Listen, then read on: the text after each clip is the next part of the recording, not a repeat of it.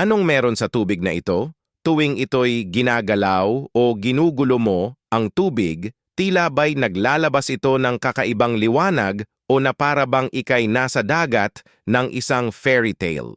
Isa itong kakaibang natural phenomenon na makikita kadalasan sa mga dalampasigan sa iba't ibang parte ng mundo na dahilan ng bioluminescent algae or mas kilala bilang phytoplankton na kung saan naglalabas ito ng liwanag kapag nagagalaw.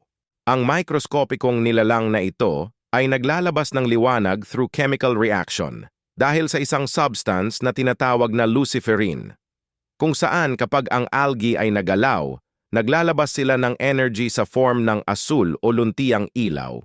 Itong magandang phenomenon na ito ay isang defense mechanism para palayuin ang mga predator.